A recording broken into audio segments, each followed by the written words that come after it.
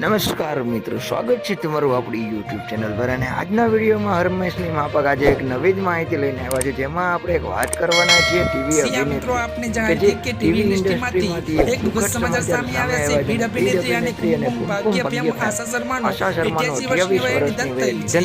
જો કે મિત્રો જણાવી દઈએ કે તેની પાછળનું કારણ હજુ સુધી જાણી શકવામાં આવ્યું નથી, તો આપણે એ પણ જણાવી દઈએ કે આશા છેલ્લા 4 દાયકાથી ટીવી અને ફિલ્મ ઇન્ડસ્ટ્રીનો હિસ્સો છે।